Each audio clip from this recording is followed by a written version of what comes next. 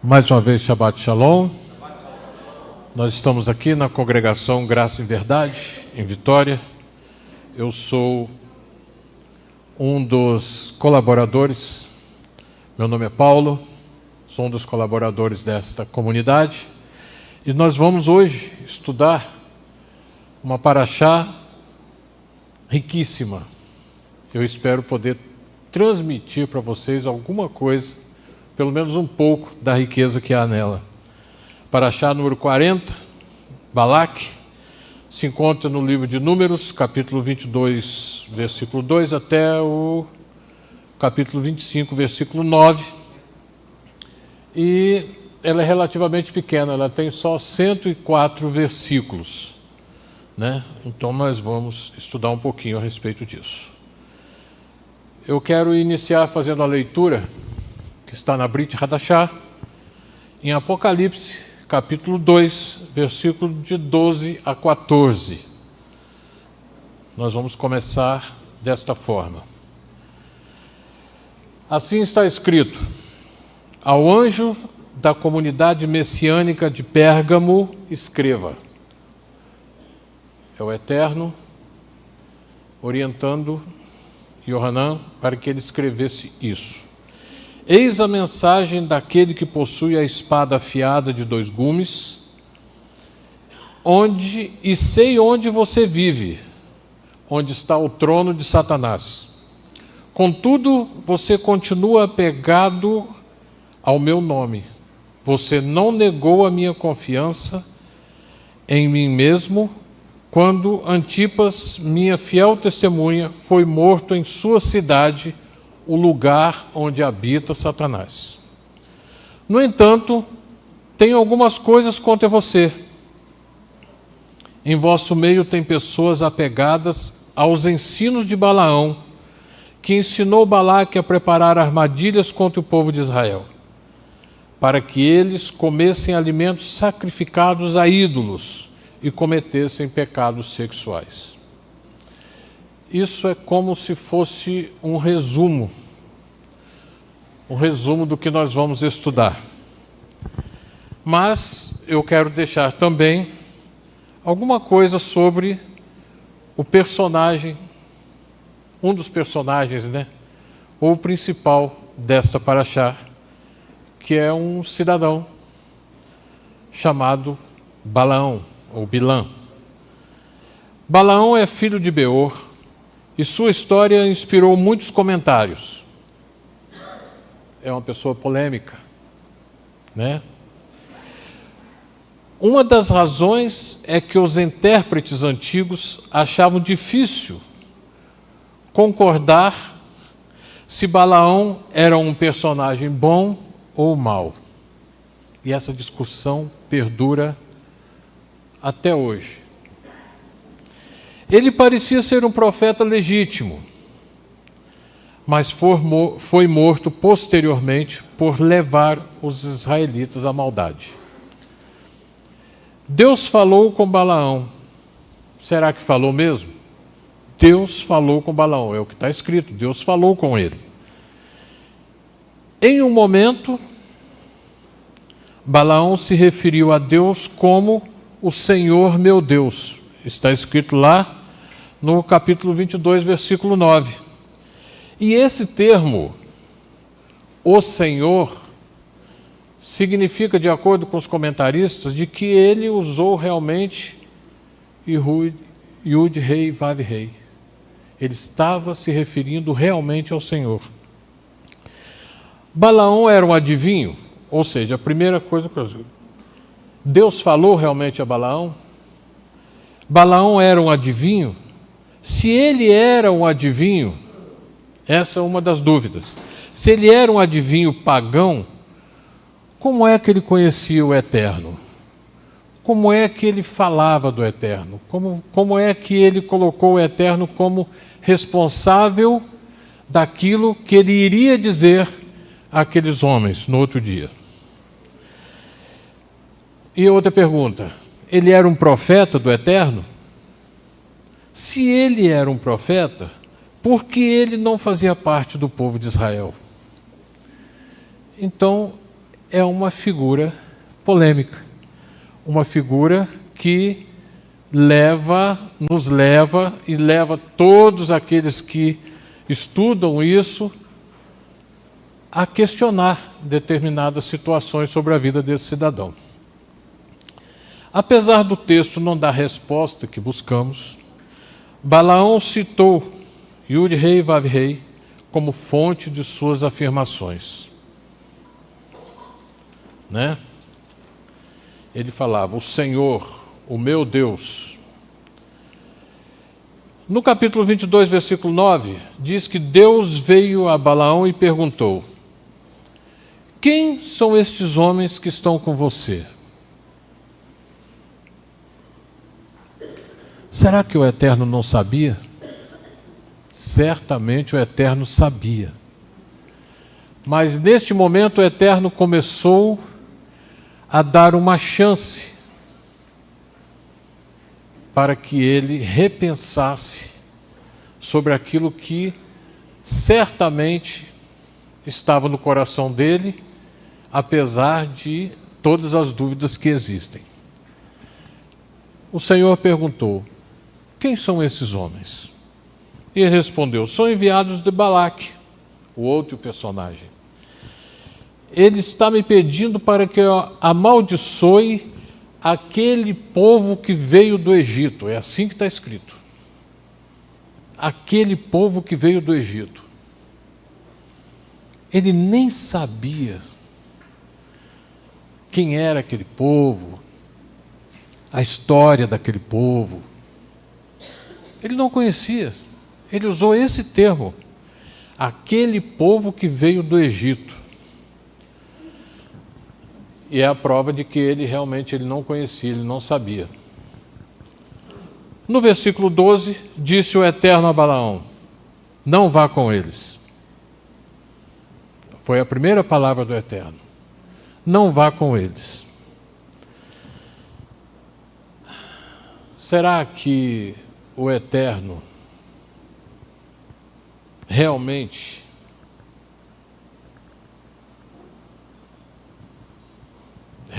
estava buscando uma resposta desse cidadão?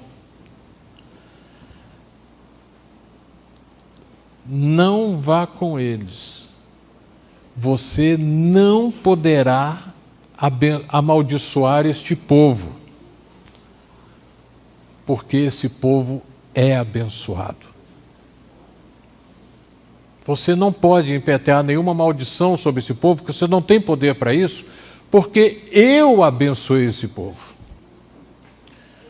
Mais uma chance para que ele mudasse de ideia. Já no versículo 20, 8 versículos à frente, disse o Eterno, vá com eles. Mas ele não tinha dito para não ir. Agora ele disse, vá com eles. O Eterno, nesse tempo que aconteceu entre um diálogo e outro, o Eterno deu a ele a chance de mudar de ideia. Para nós, pelo menos eu aprendi assim, se você consulta o Senhor, e o Senhor fala com você, não. Se você voltar a consultar o Senhor sobre aquele assunto, isso pode ser caracterizado como tentar ao Senhor. Isso pode ser caracterizado dessa forma. E o Senhor, como é um Deus educado, Ele muitas vezes permite determinadas situações, eu espero que isso traga uma lição para nós, como trouxe para mim quando eu estava estudando isso aqui, quando eu estava estudando essa paraxá, de que o seguinte, quando você for perguntar alguma coisa ao Senhor, vá com o seu coração vazio de qualquer opinião que você tenha pré-estabelecido para aquilo. Porque senão não vai adiantar. Porque ele é educado. Ele vai respeitar o que está no teu coração. E eu vejo dessa forma. Havia no coração daquele homem o desejo de ir. Quando a gente vai estudar, a gente percebe isso. Havia o desejo de ir. Mesmo não sabendo direito o que ele ia fazer, que povo era aquele. Mas havia o desejo de ir, e Deus respeitou isso. E por isso que o Senhor disse, vá com eles. Mas tem uma condição. Você vai falar com ele o que eu colocar na sua boca. Você pode até ir. Vai lá porque você está com vontade de ir, você está com desejo de ir àquele lugar, vai lá. Mas você só vai falar o que eu colocar na sua boca. E aí começou uma confusão. O Eterno esperava outra atitude dele. E no momento em que ele saiu, o Eterno ficou irado. Porque o Senhor queria que ele mudasse de ideia. Quando o Eterno disse pela primeira vez que não deveria ir, ele deveria ter entendido o que o Eterno estava dizendo. E o Eterno foi enfático. Ele falou assim, não vá. Porque se ele quer que você amaldiçoe aquele povo, você não vai obter êxito nessa sua empreitada. Por quê? Eu abençoei aquele povo. Aquele povo é abençoado.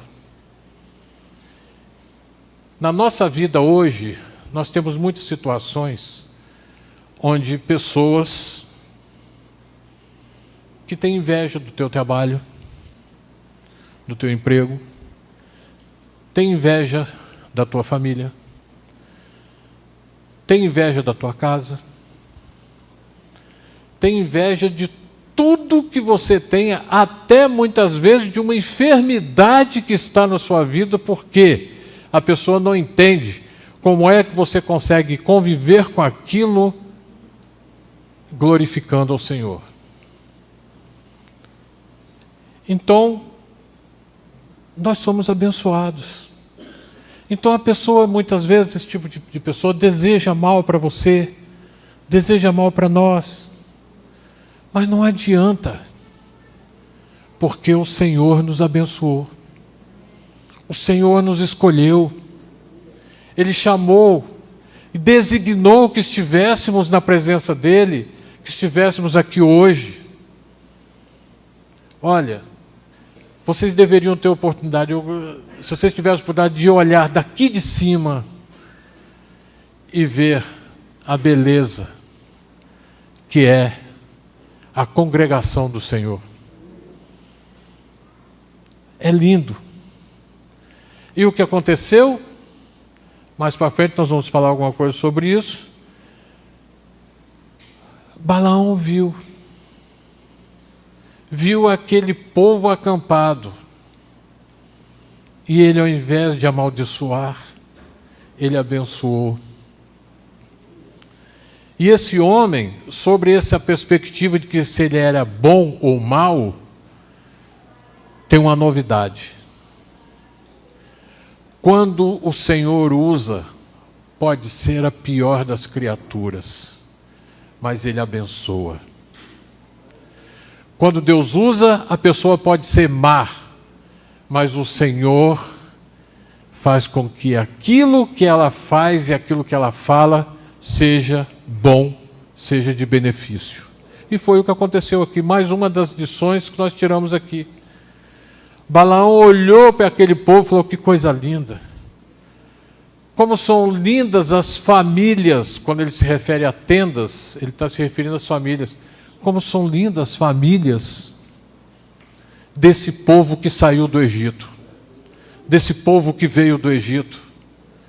Como é lindo, olha a organização, olha como estão postas as tendas. Não tem como amaldiçoar esse povo. Não tem como. Por que que não tem como? Porque eu coloquei uma observação aqui, porque o amor de Deus, ele é imutável. O amor que Deus tem por mim, por você, por cada um de nós aqui, esse amor é imutável.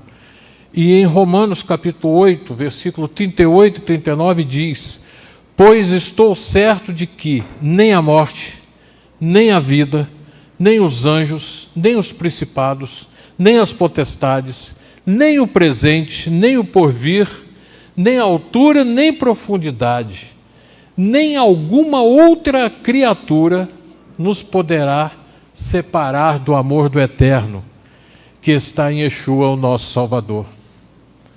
É imutável, nada pode mudar o amor que Deus, o Eterno, tem por nós. Nada pode mudar, nós precisamos confiar nisso. Mesmo que você saiba que existem pessoas que desejam o seu mal, mesmo que você saiba que tem pessoas que querem ver você derrotado, pense sempre no amor de Deus que é imutável e nada poderá separar você desse amor. Depois nós temos um comentário em Miqueias capítulo 6, versículo 8, que diz: ser humano, você já foi informado do que é bom. É o que nós estamos fazendo. Você já foi informado do que é bom, do que o Eterno exige de você, apenas que você haja com justiça, que ame a graça do Eterno e que ande em pureza para com o seu Deus. É uma forma que você tem de desfrutar desse amor imutável do Senhor. Mas aí voltamos um pouquinho e vamos falar sobre o personagem 1. Afinal, diante, da situação toda do que nós já vimos até aqui, Balaão era bom ou mau? Baseado naquilo que foi posto aqui, no início, a tradução interpretativa é um tanto dividida quanto a Balaão. De acordo com uma tradição rabínica, Balaão tinha mais sabedoria do que Moisés.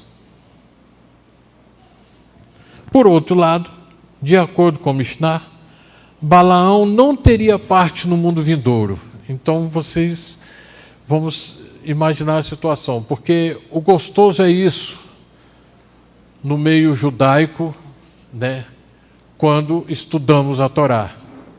A oportunidade de um pensar de um jeito, o outro pensar do outro. Nós temos essa abertura.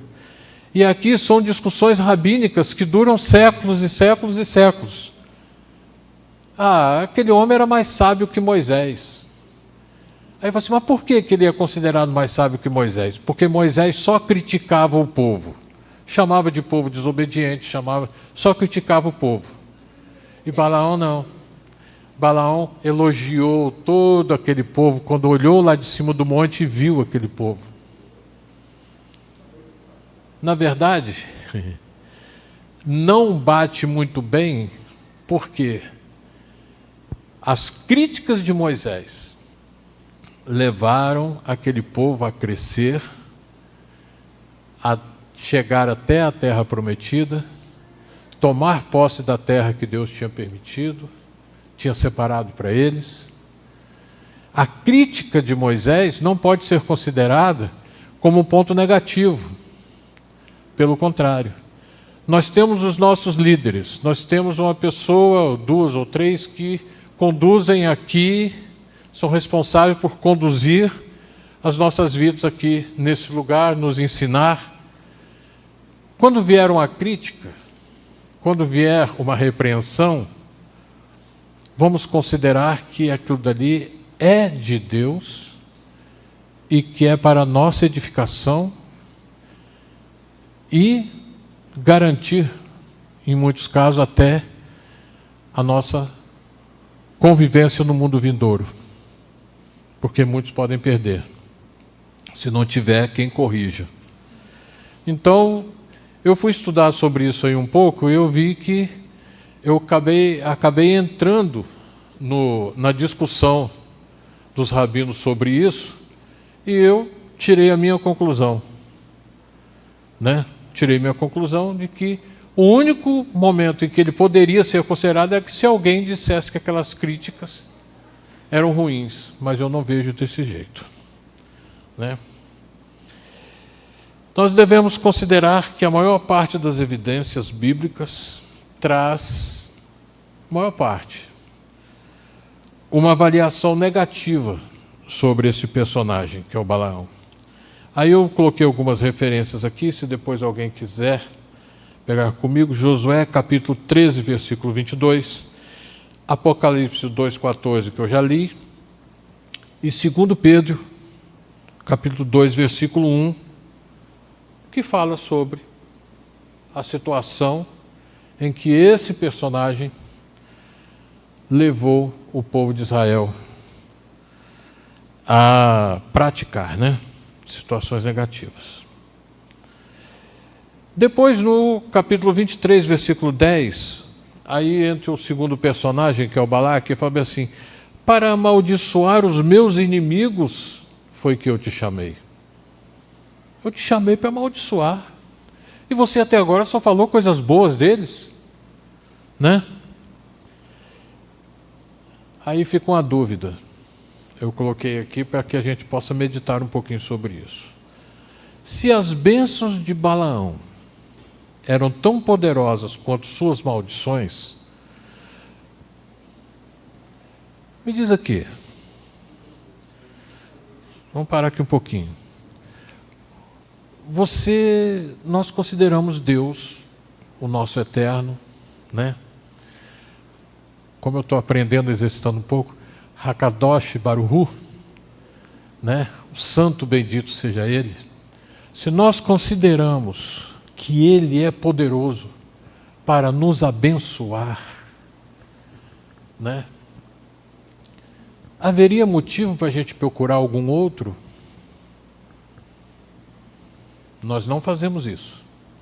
Nós acreditamos que somente Ele é que pode nos abençoar, correto? Quando Balaque chamou Balaão para lá, para conversar com ele, ele disse o seguinte: eu sei que o que você abençoar será abençoado e o que você amaldiçoar será amaldiçoado. Vamos refletir um pouquinho. Se ele confiava tanto nesse homem, por que ao invés dele pedir para amaldiçoar o povo que tinha saído do Egito, por que ele não pediu para ele abençoar a família dele para que ele obtivesse vitória sobre o povo quando fosse lutar? Né? Já que ele confiava tanto que o cara podia amaldiçoar, abençoar, então eu vou pedir, eu quero que você vá lá em casa, eu quero que você vá lá para você poder me abençoar. Quando chega alguém para poder visitar em nossas casas, o que a gente pede? Vão orar? Vão orar para a gente poder ser abençoado aqui? Porque nós acreditamos que Deus está conosco. Então, ele seria muito mais fácil, talvez, se ele tivesse pedido, já que ele acreditava tanto, falou assim: então me abençoa. Me abençoa. O faraó uma vez pediu que Moisés orasse para que as rãs fossem embora. Aí Moisés falou assim: tudo bem, eu vou pedir a Deus para as rãs irem embora. Agora, quando é que você quer que eu peça isso ao Senhor? Ele falou assim: amanhã. Então o que acontece? Ao invés de pedir a bênção da forma certa, a pessoa às vezes faz errado. E nesse caso aqui, ele estava tão empenhado em ver a destruição daquele povo, que ele esqueceu da família dele nesse ponto. Ele falou assim: ele poderia me abençoar, não. Amaldiçoa aquele povo. Israel sofre isso até hoje. Os inimigos de Israel, os vizinhos de Israel, e aqueles que nem vizinhos são, que estão a milhares de quilômetros de Israel, não oram. O ódio permanece. e cega. As pessoas não veem que, ao invés, olha, se você orar por Jerusalém, se você orar por Israel, se você amar Israel, você vai ser abençoado. Está escrito. Você é abençoado. Agora, para que eu vou desejar o mal? É ódio.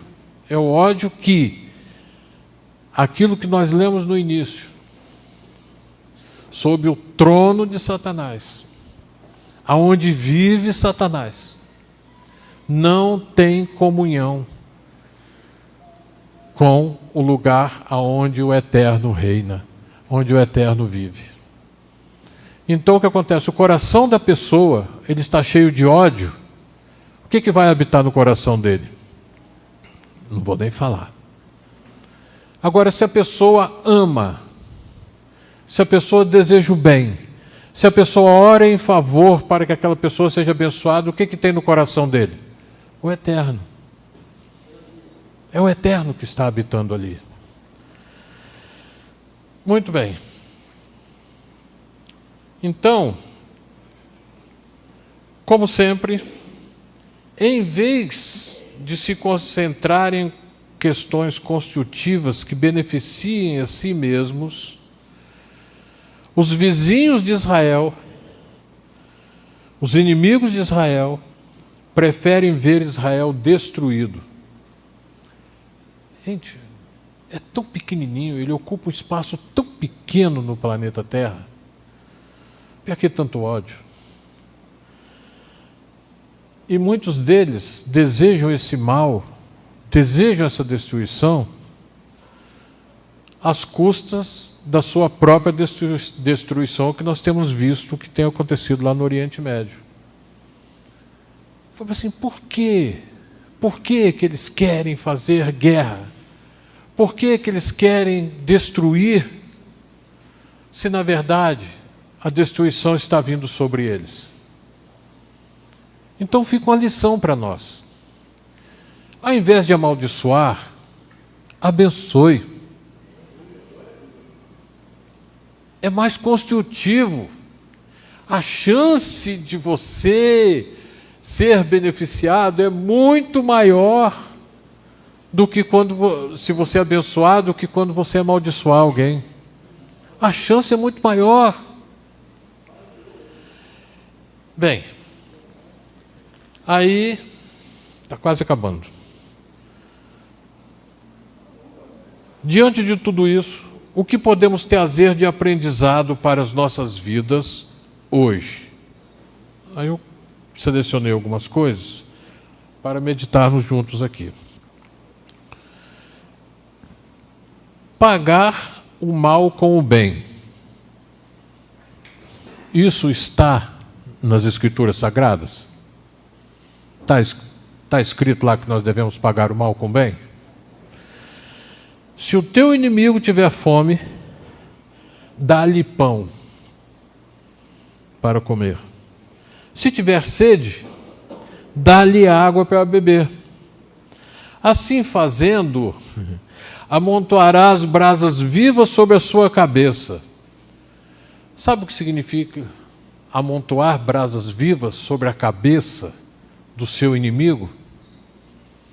Ele não vai conseguir entender por que você está fazendo o bem para ele se ele só te deseja mal. Isso é amontoar brasas, ele vai ficar de cabeça quente, ele vai ficar perturbado com aquilo, ele vai falar assim, por que essa pessoa, apesar de todo o mal que eu desejo, todo o mal que eu intento fazer contra ele, mesmo assim ele me abençoa. Difícil de entender, né? Mas o versículo não termina aí. Ele diz o seguinte: e o Eterno, bendito seja Ele, te recompensará. Está lá em Provérbios 25, 21 e 22. Tem um outro. Abençoar aqueles que nos desejam mal. Está escrito isso? Está escrito. Mas a vós que me ouvis, digo: amai os vossos inimigos, fazei o bem aos que vos aborrecem, bendizei aos que vos maldizem, e orai pelo que vos caluniam. Pensa numa empreitada difícil. Não é fácil não, mas está escrito. E nós, como servos do Deus Altíssimo, nós precisamos tentar colocar isso em prática. Nós precisamos exercitar. Isso não acontece de uma hora para outra. Não acontece. Mas nós podemos exercitar isso nas nossas vidas. Está lá, ó. Lucas capítulo 6, versículo 27 e 28. Também diz que o nosso personagem número 1 deveria ter feito e não fez: fugir da aparência do mal. Está escrito isso? Está escrito. O homem prudente vê o mal e se esconde. Ele foge. Mas o distraído prossegue e sofre as consequências. Também está escrito isso lá em Provérbios, capítulo 27, 12. O nosso personagem número 1, quando aquele povo chegou lá a primeira vez, ele deveria ter dito: não vou com vocês, como ele disse, não vou com vocês. Quando chegou a segunda vez, o que ele deveria ter dito? Eu já disse que não vou, porque o Eterno não permitiu, porque o Senhor não permitiu. Isso é fugir da aparência do mal. É aquela situação: se você tiver condição, fuja da primeira vez. Mas se você vê que aquilo está insistindo, fuja. Por quê? Se você não ficar atento ao que está acontecendo, você poderá sofrer as consequências depois. E também em Provérbios capítulo 14, versículo 12 diz: há procedimentos que ao homem parece direito, mas o fim deles são caminhos para a morte. Foge. Mas isso aí está me parecendo um bom negócio. Está me parecendo um bom negócio. Foge. Se está parecendo, existe dúvida. Se você tem certeza que é um bom negócio, peça para Deus ir com você. Aí você poderá ter alguma chance. Senão, vai te levar à morte. E depois tem um outro: amar ao próximo. Está escrito isso? Está escrito. Amar ao próximo. Ame ao Senhor teu Deus de todo o coração, de toda a sua alma e de todo o seu entendimento. Olha só, hein? Ame ao Senhor teu Deus de todo o coração, de toda a sua alma e de todo o seu entendimento. Este é o primeiro e maior mandamento. E o segundo? O segundo é semelhante a esse: ame ao seu próximo como a si mesmo. Destes dois mandamentos depende toda a Torá. Mateus capítulo 22, versículo 37 ao 40. Yeshua respondendo a um jovem que foi indagá-lo a respeito disso: Senhor, qual é o mandamento mais bonito? Qual que é o mais importante? Né? Tipo o seguinte: qual que eu devo seguir e qual que eu não devo? Yeshua foi lá e colocou ele numa situação um pouco complicada. Por quê? Se ele veio com um entendimento, ele saiu com outro. Olha, você sabe que amar a Deus sobre todas as coisas, isso aí é o principal dos mandamentos. Pronto. Isso aí é acordo. Todo mundo está de acordo com isso. Agora,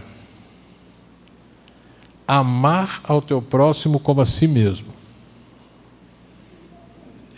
Vão dizer o seguinte, que essa aí é a segunda tábua. Das duas tábuas da lei, uma estava se referindo ao Eterno, como seria o seu procedimento diante do Eterno, e a segunda, os mandamentos a respeito de como você deveria proceder com o teu próximo. Então está tudo ali, ele resumiu nesses dois e colocou: se você amar ao teu próximo como a ti mesmo, você não vai desejar que o teu próximo seja mal sucedido. Você não vai desejar que o teu próximo seja amaldiçoado. Você não vai, porque você não quer isso para você. Amém? E mais uma coisa, nós sabemos que a soberania do Eterno está sobre tudo e sobre todos.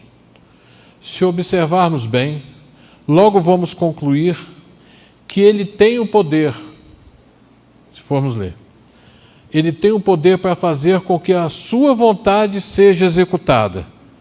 Ele usa o que Ele quer, a quem Ele quer, para que isso aconteça. Aí fala assim, espera um pouquinho, a intenção do Senhor era fazer Balaão mudar de ideia. O que Ele usou? Primeiro,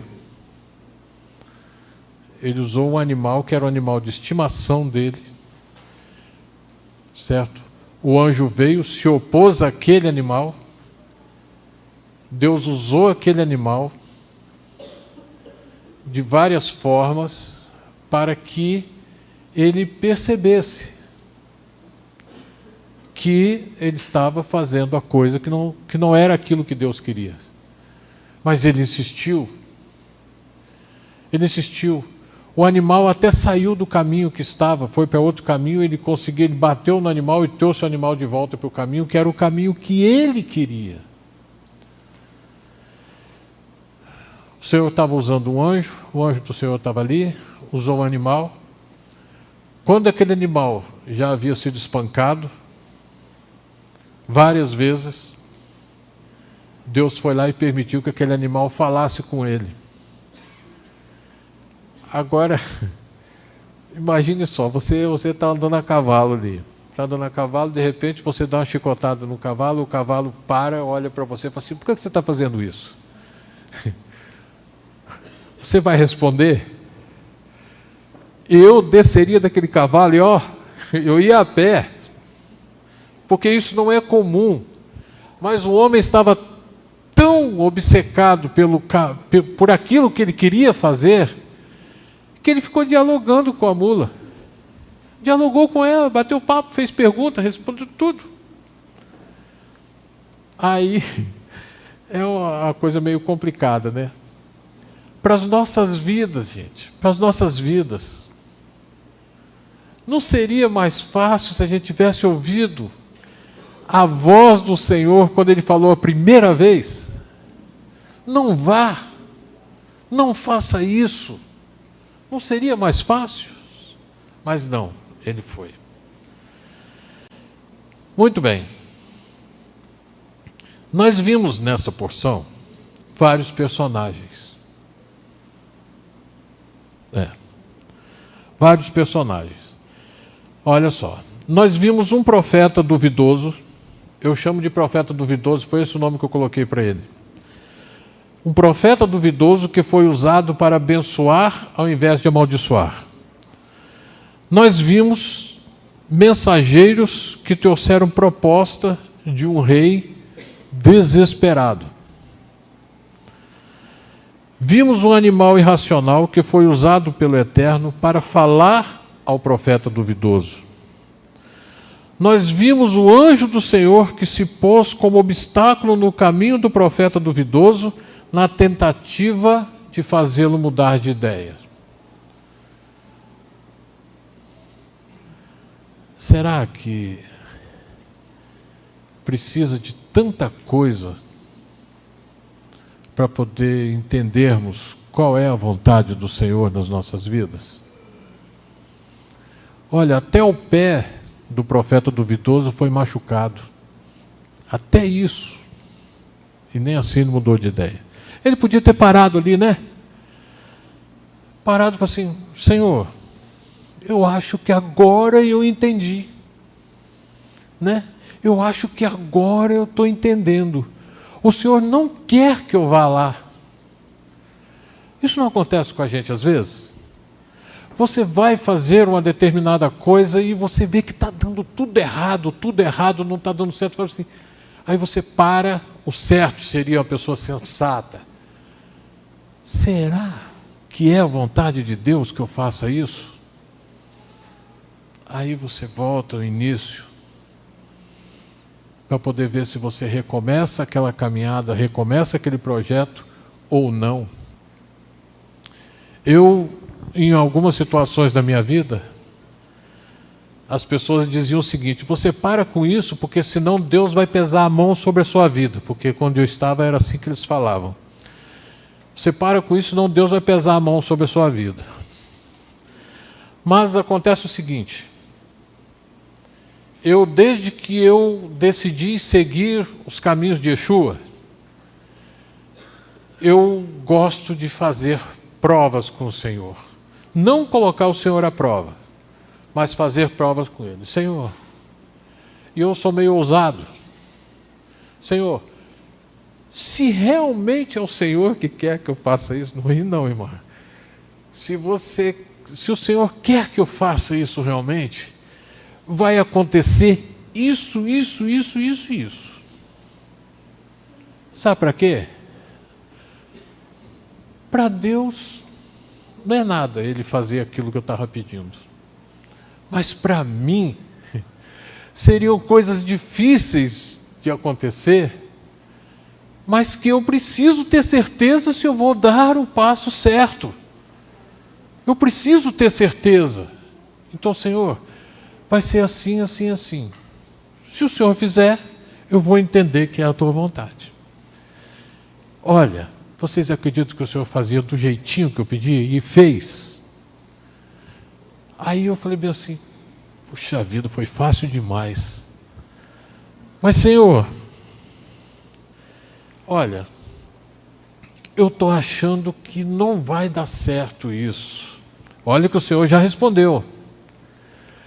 Senhor, eu estou achando que não vai dar certo isso. Mas se for realmente da tua vontade, o Senhor faz isso. O Senhor vai lá e faz. No último eu cheguei e falei assim, já sei, vou procurar um profeta. Vou procurar um profeta. Aí eu fui procurar o profeta. Fui lá, homem de Deus, abençoadíssimo, saudosa memória. Tinha sofrido, na hora que eu chego na casa do homem, a esposa falou assim, acho que ele não vai poder orar por você não. Eu falei, mas por quê? Você não soube não? Eu falei, não soube não. Já faz uns 2 meses, ele teve um AVC e ele não fala. Eu falei, pronto. Perdi a viagem. Ele não fala.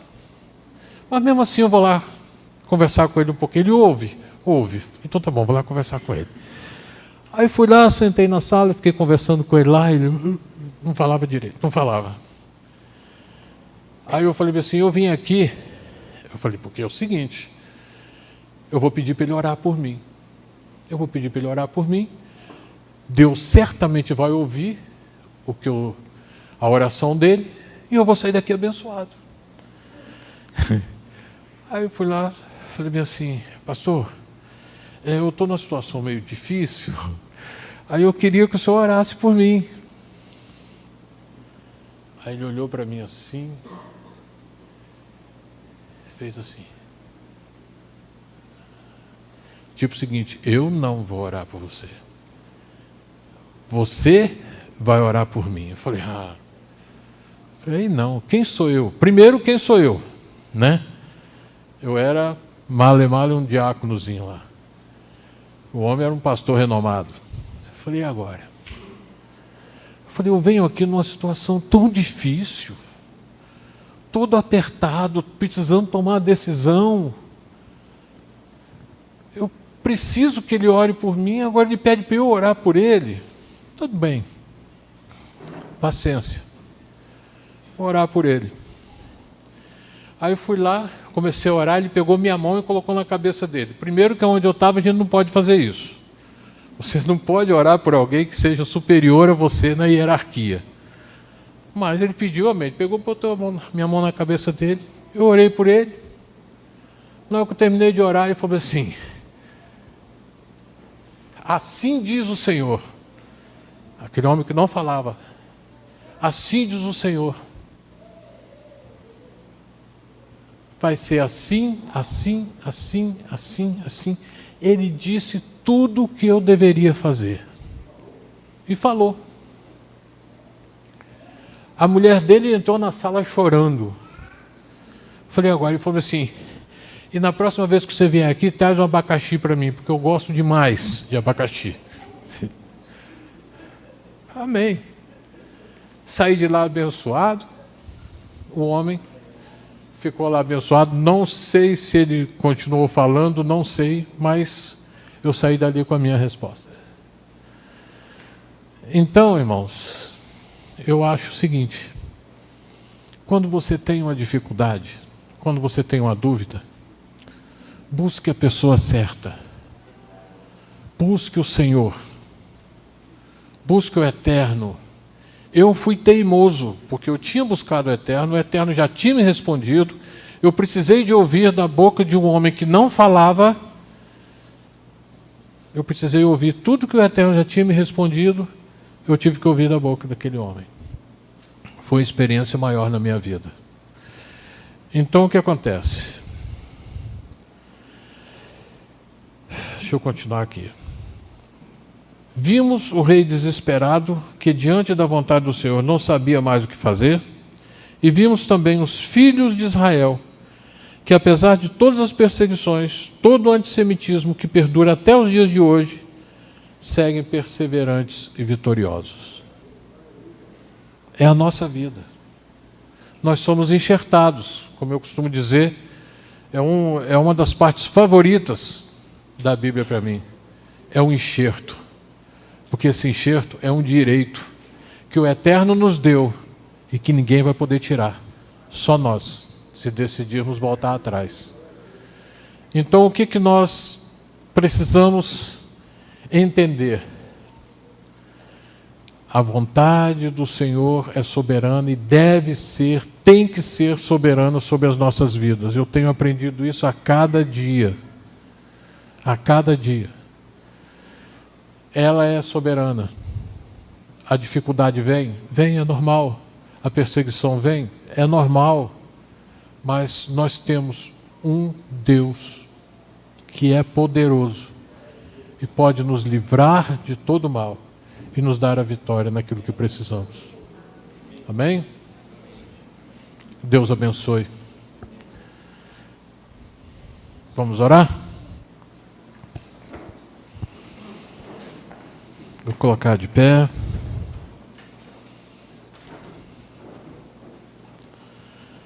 Bendito és tu, Senhor, nosso Deus, eterno Rei do Universo.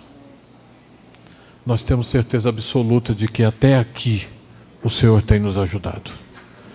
Nós temos certeza absoluta de que a tua mão forte e poderosa está sobre as nossas vidas.